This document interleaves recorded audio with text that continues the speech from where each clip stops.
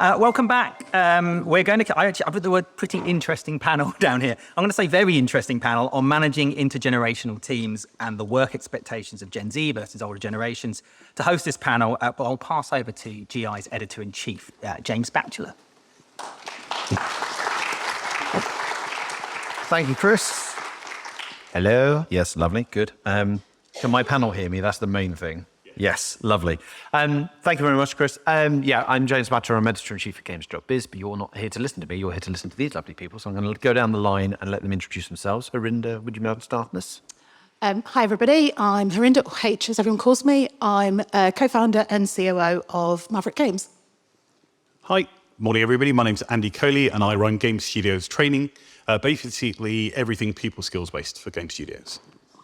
Hi, my name's Lisa Opie, and I'm Managing Director of Ubisoft's 2 UK studios, Reflections and Leamington. Nice to meet you all. My name is Michael Chan. I'm the head of people and operations at Compulsion Games, an Xbox game studios based in Montreal, Canada. Okay, I'm going to dive straight in because when we had a kind of a practice conversation about what we were going to cover, I think we went over longer than this session was meant to be. So, we should probably start by defining like what the generations are. Like we're talking about the differences between generations. Terms are thrown around like millennial, Gen Z, Gen Alpha. Would anyone care to kind of define them? If not, I've looked them up on the internet. But yeah, anyone want to kind of just so that we can use these terms in the conversation? What are the different generations? Anyone? I don't mind kicking off. So baby boomers, I'm not going to be able to remember what are the precise years, but basically they are, you may have a few baby boomers in your organisations, but maybe not many.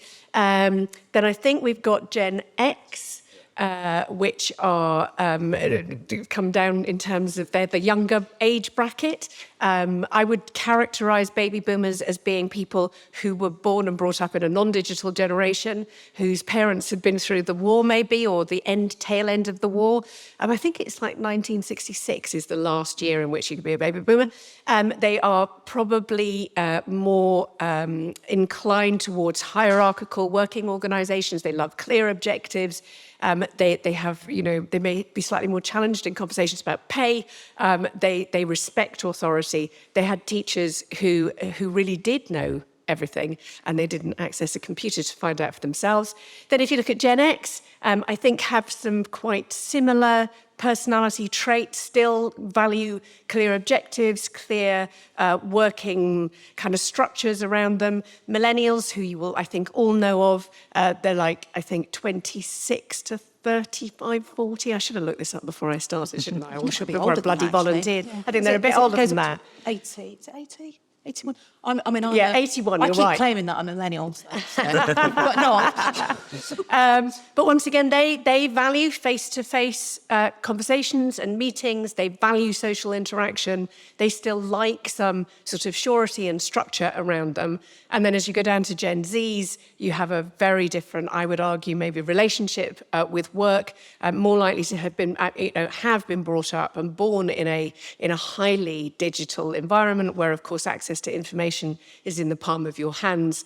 And many would argue, therefore, as a result, probably don't have such a rigorous approach to authority and hierarchy, who value ethical behaviours, who put a lot of emphasis on purpose, who are only loyal to a brand if it has the right ethical approach to the market and will move away if not, and have, I would argue, very different relationships with the working world. And then there's Alpha, who are like under 18s, who are like, or 14, I think, at the moment, so are much younger and we know a little bit less about, but are a fully digital generation. That was a bit rubbish. That was brilliant. Well done, Lisa. That was good. That's basically the panel right there. Lisa touched on a lot of issues there in terms of, a lot of characteristics there that dictate how well, how these different generations interact with the workplace. So I'd start with a kind of fairly broad question, like what's the biggest differences between what these generations expect from their workplace, what they expect from their employers and their roles and the clarity of information and so forth?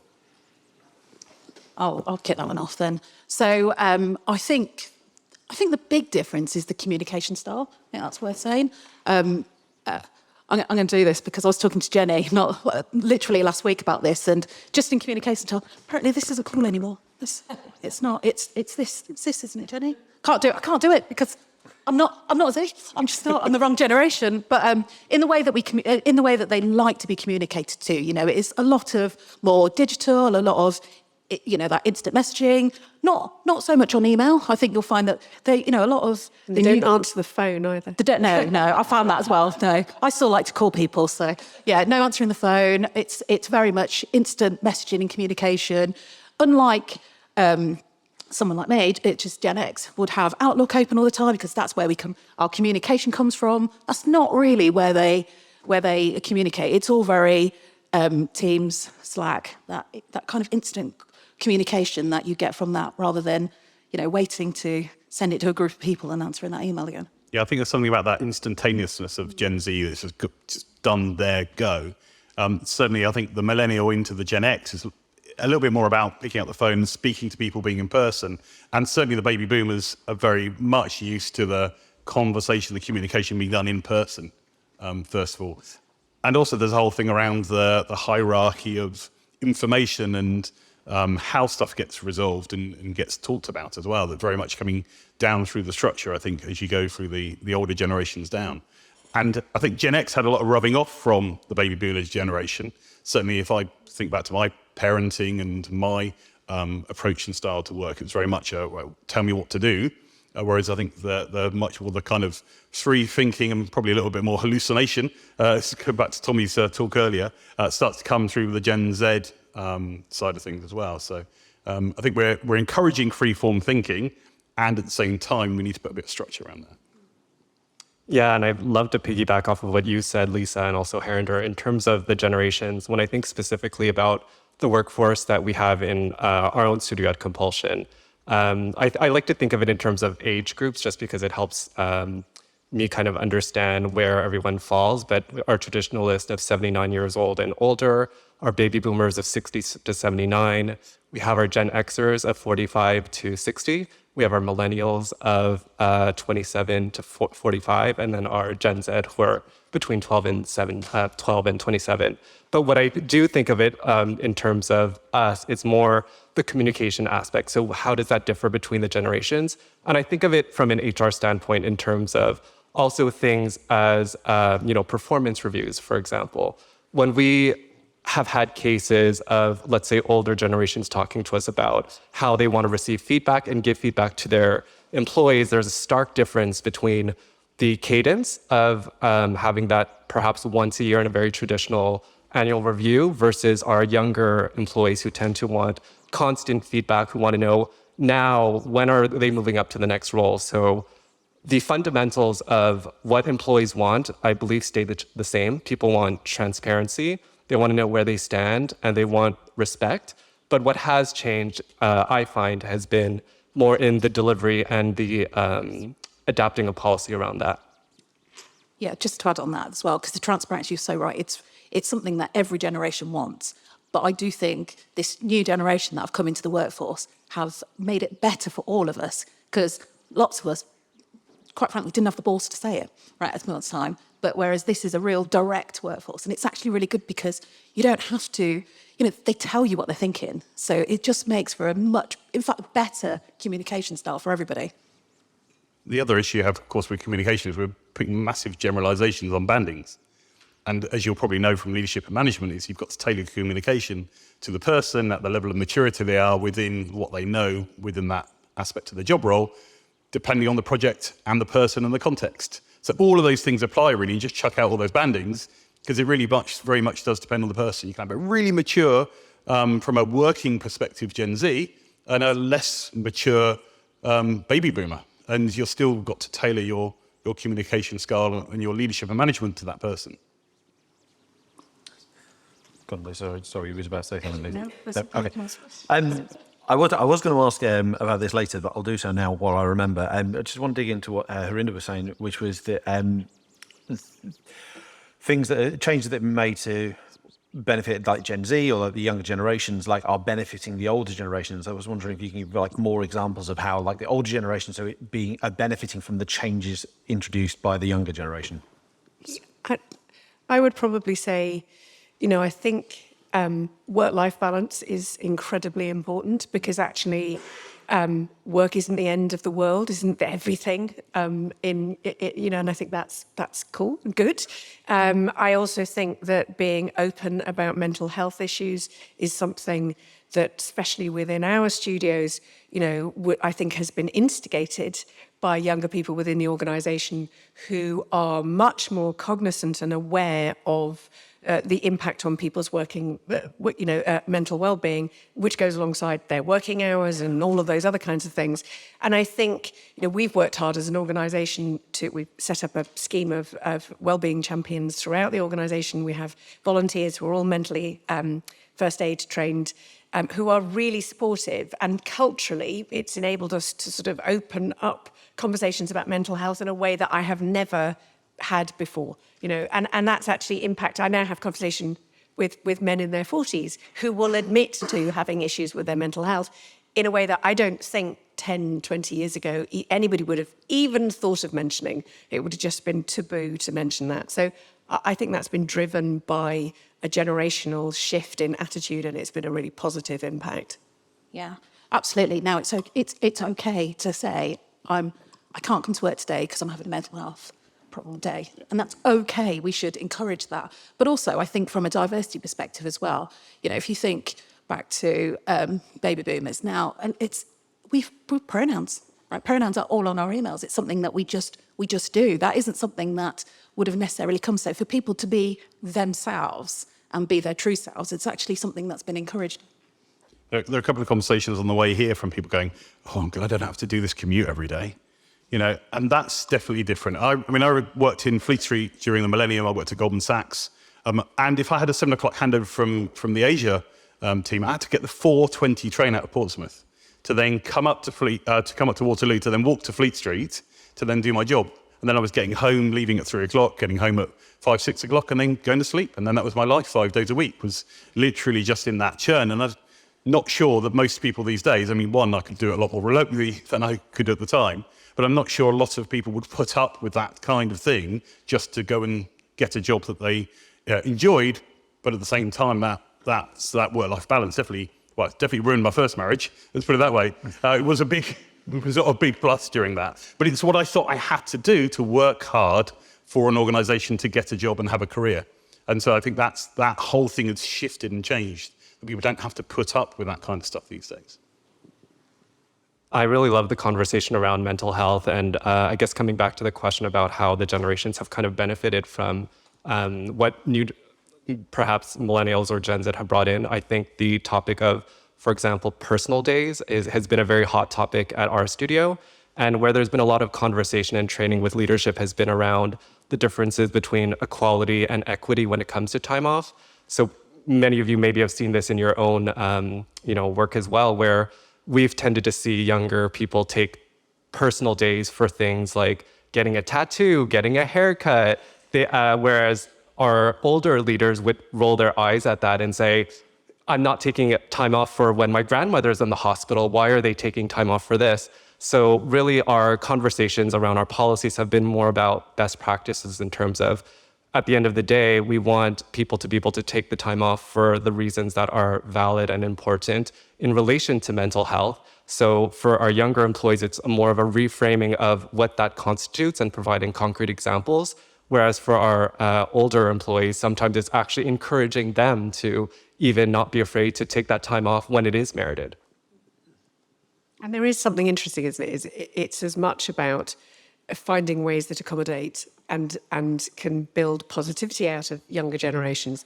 But we do have an issue with financial inactivity, with people leaving the workforce.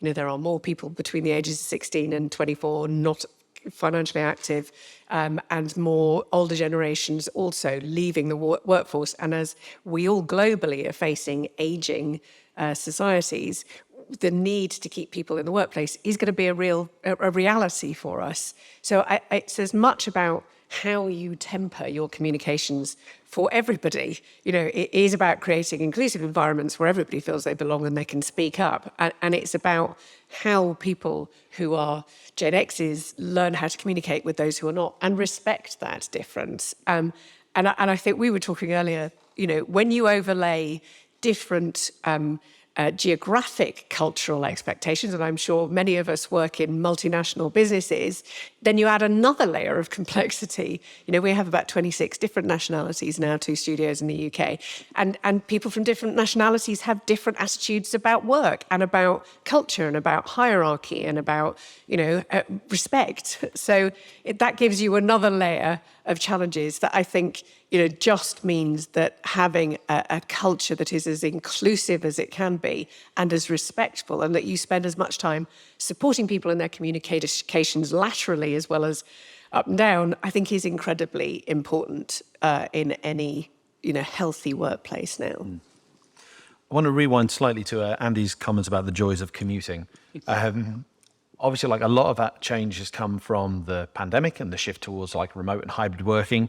I kind of, at the risk of doing the obvious, how did the pandemic affect things conversation? But it is how did the pandemic impact how each of the different generations reacted to the workplace, how you as companies cater for the different generations, what impact did the lockdowns have? We didn't exist before the lockdown. So I'll briefly do this. I joined Ubisoft literally in 2021, so it was the end of the lockdown, and I come from a television background, so it was a very different environment anyway. But I think there were some real benefits from remote working, and technically we all knew how to work remotely because we co-dev with companies from Carolina to Pune, so this wasn't new. But there was, I think, a real disconnect that had come about. That sort of work in being entirely remote, I think, made people less socially adept, maybe, less able to sort of forgive somebody's behaviour, because if you don't see somebody over a cup of coffee, it's pretty difficult to understand what they may be going through. You can't tell that in a Teams meeting. So I think there were some real challenges. There were advantages, if you have caring responsibilities or you're a woman with kids, working entirely remotely can be really valuable. And there's a big McKinsey report that, about working in the US that clearly demonstrates that for women, that has had some real positives. But I think, the downsides are that it's really difficult to manage those and to build mutual respect and understanding if it only ever happens on a Teams call. So finding the right balance going forward, I think, is incredibly important. Yeah, I think because it's really important to see face to face, because you can maintain a relationship over a screen, but you build them when you're face to face. So whilst we didn't exist before the pandemic, one of the things that we have done, and where having set studios up, we certainly previously we didn't go with this mentality, was having starting with hybrid and being really clear, again, that transparency and that clarity that every generation appreciates about, actually, this is our collaboration day, this is the day everyone's in the studio. But we're also at the point where we're just having our recently graduated employees. These are the people that spent most of their degree in lockdown. So they're just coming out of it. And although they love being at home, they absolutely appreciate their own space, but they're coming into the office. I think there is whilst it's gone from fully remote, I think there is a lot of people that just really appreciate having that face-to-face interaction and wanting to have that interaction with other people and that experience that comes with that. Because, it's one of the things that we do is we have training days within the studio. Well, a lot of those are face-to-face, and that cross-generation, one that comes from 25 years tech director coming at it from experience, but doesn't know this, whatever the software that we're starting to look at on training day, versus the grad that's just 2 weeks out of university, and how they approach it and the learning that comes from both of those mindsets. Great things can happen. They can learn from each other, and that's embracing it in the way that that to know that even if you have 25 experiences, there's so much you can learn. I think the pandemic also shook up a lot of people's beliefs around what can and can't be achieved from the point of view of technologically as well. I wasn't working with any gaming studios during the pandemic, but I certainly worked a lot in healthcare, particularly in the NHS. A lot of people were told they weren't able to work remotely. And yet when the pandemic arrived, suddenly the magic laptop tree got shook And all of a sudden, people were able to access the stuff remotely. There wasn't actually a reason why they couldn't, apart from people's beliefs and perceptions. So as soon as the problem became bad enough, then suddenly people had to solve the problem. And my preconception is that hopefully gaming is in the place where technology was a little bit more at the forefront. But a lot of people, to begin with, were quite, right, at least there's some training, at least there's something that'll be happening. But then they got a lot of fatigue in terms of doing online training and online sessions and wanted to get back to meeting together. So I think that happy balance between having training days where you can get that energy with creativity and collaboration, all that kind of great stuff that happens when you get people in a room together. We could be doing this one remotely, but yet there's also a lot of people coming together in a room because you get that buzz over the coffee and the lunch breaks and that, oh, hey, how are you bit that just doesn't necessarily happen remotely. But we also did the best that we could during the pandemic to kind of make that happen and to survive through that as businesses as well. So I agree completely. I think what I've seen in terms of the return to work since COVID and tying it to, I guess, the differing expectations of generations is, as an employer, I feel it's really forced us to be a lot more empathetic. So kind of to Lisa's point, the first thing that it made us realize was that, older workers were just in a different phase of life, which is, of course, typical. They have families, they have kids to take care of, and we have our younger generations who are, on many fronts, very fearful about coming back because they hadn't known an office space that was ever in person. So a lot of the approach has been in trying to empathize and tying it into the values of what is the intent behind wanting to get people back to work, and to your point, Andy, of when is it valuable to do so. So our communications have been a lot focused on the why, rather than these are the rules and these are the policies of what we expect, which in certain cases, that is the outcome that businesses will get to. But at a fundamental level, we start off with the anchoring of what's the philosophy and what's the reason for this. Yeah, we do much the same. So, and making sure that we have spaces that are, for people who have found the return to a crowded office and a noisy office a challenge and a difficulty, having calm spaces, taking that on board, being really clear about what the social opportunities are, the lunch opportunities, we do lunch bans. All of that really has played a part in making people, enjoy the process of connecting again. I think it's really important. It's more carrot than stick. Although, of course, you do get some people that just won't come in. Yes. Yeah, I've worked with people who get so frustrated that person that lives 20 minutes down the road will not come into the office because they are so used to working remotely. They just don't see the value of that side of things as well. And I think that comes from those people typically a bit older, a little bit more into them, so that generation fitting together in the boomer or Generation X category. And they get so frustrated when people just, for their eyes, don't see the value of the coming together piece. And I think some people are looking at the productivity of the work I'm doing versus the overall arching ability to be able to build rapport with the team and all the other stuff that can come with those. It's the intangible benefits as well as the tangible benefits of that as well. And I think sometimes that's a big piece that needs to be sort of resolved within the teams as well.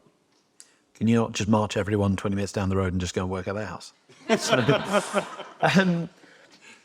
Some of the stuff we've been touching on, so like Lisa was talking earlier about work-life balance. You were talking just then about creating calm spaces at the office. Michael, you were talking about like personal days and the fact that I have no data on this, but I'm going to hazard a guess that younger generations are more likely to take personal days than older generations.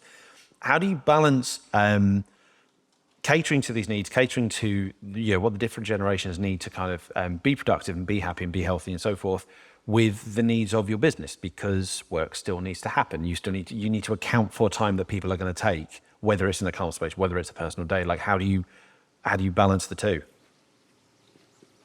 I think you've got to be realistic. The amount of days that you're expecting people to be able to work, less personal days, less holidays, and then what are you actually giving them in terms of their role and what your expectations are with that as well. You can't expect people to do the same amount of work with fewer days. And so therefore, does that mean you need to bring more people into the role to support it? Or, do you need to take some other kind of look at the project? Because otherwise, that's when you end up with crunch culture, death culture, having to get stuff done at the last minute. And I think you need to be really realistic with what you're setting people to do in the time they've got to do it. Yeah, I'd agree with that. I mean, I think it's a really good question, and it's a challenge. And I guess maybe coming from an older generation, I think I'm incredibly privileged to work I make toys, or I help other people make toys. That's an extraordinary thing to do. It's really, really brilliant fun. And of course, but you don't always see that as an attitude from other generations. I think I'm privileged. They think it's kind of like, they've worked hard to get there. I think that clarity point, though, is really important. I think you do need to spend more time being transparent about what the drivers are, about the reasons for asking what you're asking for. I think we were talking the other day about that sort of need for people to understand where they are in their career journey. When am I going to earn more? When am I going to move from junior to senior? How does that happen? I think it's a very fair expectation. It's maybe one that older generations would be slightly more respectful and not have been quite so demanding about. I think for younger generations, when your relationship with work is not necessarily the heart of everything in your life. You didn't meet your partner at work. You don't go to the pub every evening with your mates who you met at work. They have, I think, Gen Zs have a slightly different relationship with work, and therefore they want more clarity about what is in it for them. Not in a bad way. I think that's a positive thing. So I think we as an organisation are definitely spending more time and energy and effort looking through our career architecture. What are the skills I need to move from junior to senior, and how long will that take me, and how are you going to track that, and what's the pay difference I'll get when I get there? That's a good thing, I think, and it's another positive that younger generations have pushed and forced for. In the television sector, it's really, really clear because it's a very flexible workforce, 70%, freelance. So you have that visibility and clarity. And I think in our sector, we're going to have to work harder to make sure that we do have that clarity for people. What's in it for their career, and why would you want to come and work in our sector? I think is a really important thing for us to focus on. Yeah, I think the other thing is if we don't plan for those things within our projects, what's the outcome? Because actually, what is very different to the kind of people we employ versus, say, somebody on the shop floor. Because you can bring somebody in temporarily. We're paying for somebody's brain. They're paying for their expertise and what they bring to it. So for them to have a day out, we have to accept that, and we have to make allowances in that, because what's the outcome? The outcome is, if we don't look after their well-being, they're going to be off for a greater length of time, and that's going to be more detrimental to our projects. So and that for me is one of the positives that's come from this multi-generation workforce we have now.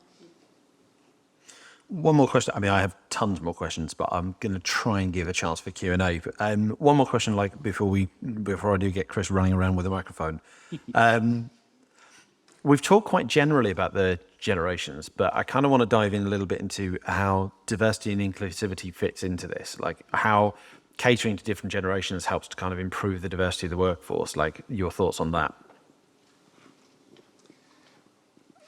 I view the differences in generation as absolutely that, an extension of diversity, equity, inclusion efforts. So just as anyone does not want to be pigeonholed into one thing, the same holds true for the age that you are or the life experiences that you've grown up with.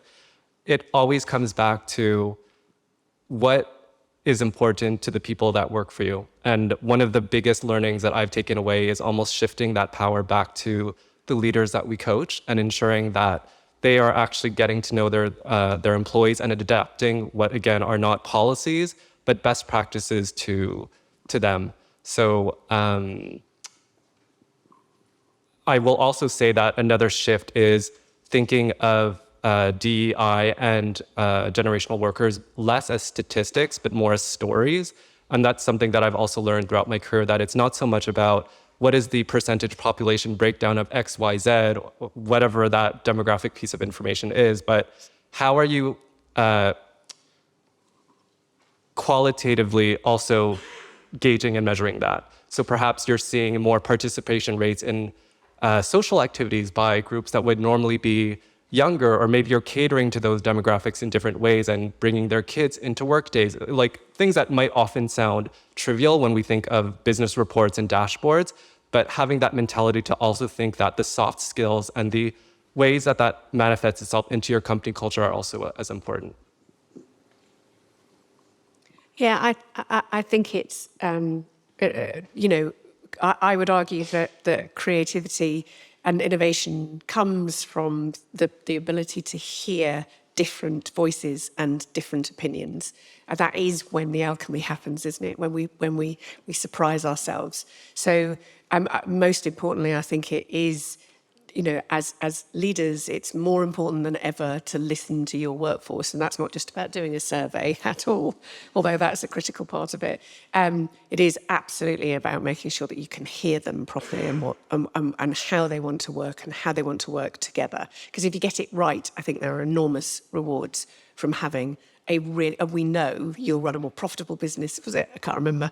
You know, 36% more profitable if you have a diverse workforce. I think that's according to McKinsey too.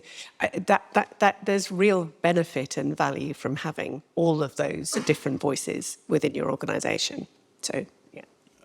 And also working on the self-awareness piece, that one of those sort of pillars of emotional intelligence is becoming aware of your own biases, becoming aware of your own perspective. I mean, I was raised by a dad who was in the Navy, who read the Telegraph in a white middle-class area in Portsmouth, you know, and now I live in Lewisham, and I'm really glad that white people are in the minority in my area, because my kids get to mix with so many different religions, so many different skin tones, so many different people, so many different, you know, cultures, that it's just, they're getting a very different experience of who normal people are versus what I saw when I was being raised as well.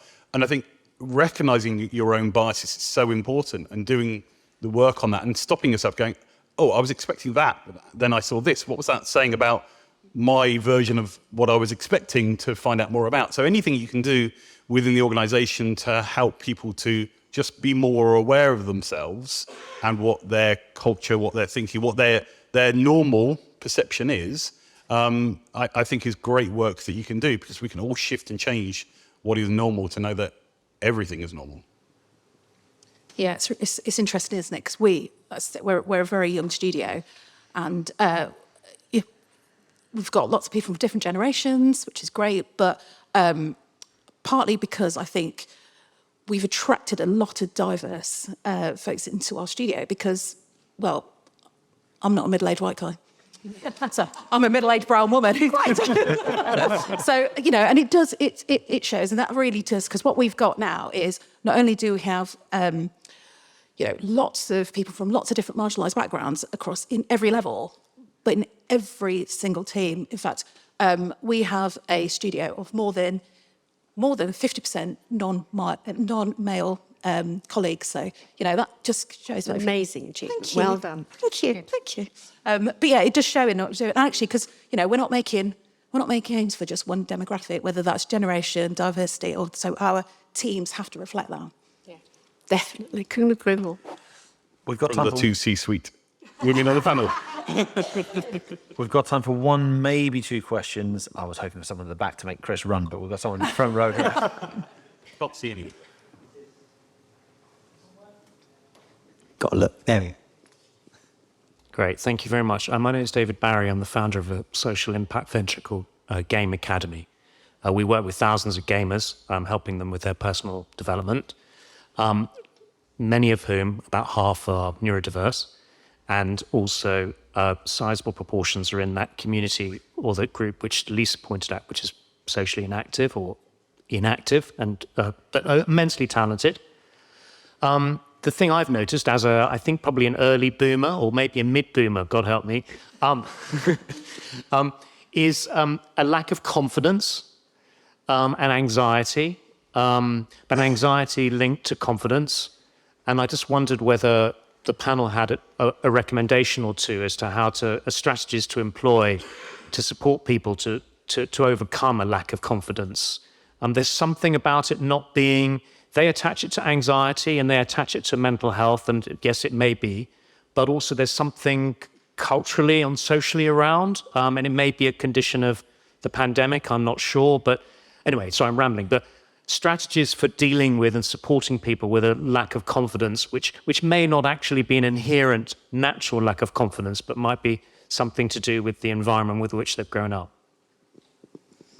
It was a really good piece of research that I read about last week that actually had, that a university in the US had done, that looked at teenage girls and boys' brains who had spent their time during the pandemic, and female brains showed a significant change as a result of the pandemic, because the things that girls tend to use in order to develop and grow and learn is social interaction. So when you took away the social interaction, it's had an impact on their brain. So I think it's for me really clear that, and I have kids who were also at home from university during the pandemic, didn't do the things that they normally would, didn't do their final years, didn't go, they were stuck at home with us. It was awful, bless them.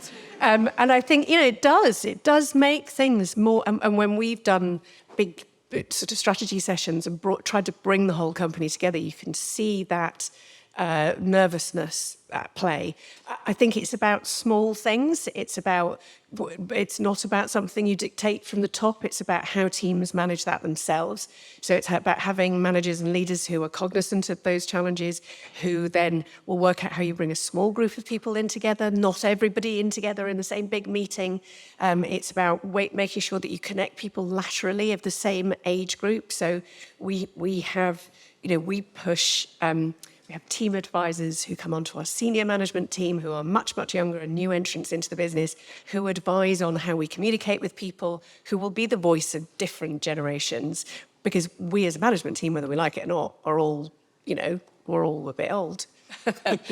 So hearing those voices, I think, is really important. That's one thing that's worked really well for us, that our perception of our comms is very different to what theirs are. The age of 22, 23, you think differently about how you receive that communication and how you set up those, you kind of like the infrastructure of how you operate as a business. And they've been really brilliant at advising on that. And it has absolutely helped us to ease people's transition into the workplace and make people feel more secure, because they network together much more effectively, share the traumas. Also being okay to share that something's going on for you right now. Is another piece, knowing that that's set up, that you can get coached and mentored and supported around that. Anxiety is often a fear of the future. We feel anxious about something we've made up in our head that we don't yet know about. So what can we do to get support around that? Because often when we do something, it becomes easier. So modeling that and having that as, just being aware of the shadow that you cast as a manager, also sharing with the team when you're anxious about something. Because if they get to see you overcome that, then they'll know that it's okay for them to share and overcome that in themselves as well. So the whole piece around communication and coaching and mentoring support can often help with that. Yeah, and maybe a practical thing, this is maybe more for employers, is one of the things we did really early on in our studio is we actually had a neurodiversity workshop for everybody in the studio, not just hiring managers, everybody. And part of that workshop was actually everybody almost coming up with their own, this is the way that I work, and acknowledging this is the way that we work. So it's things like, when I'm anxious, this is what you'll see of me. So suddenly it starts, because you're writing it down on paper, but the value also is for everybody to see leaders write the same thing, right, as well. So you're sharing that. So you're sharing that story about how you work best with each other. So actually having that, and to be honest, I would really love if that was something that from, people coming out of university or, into the workforce for this time almost came with that.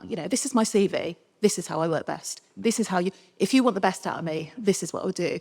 To be, to actually be that honest about it. Wouldn't it be great if we started with that as well? Probably more important than your CV in lots of ways. I am so sorry. I think that is all we've got time for. So can I please have a big hand for the panel?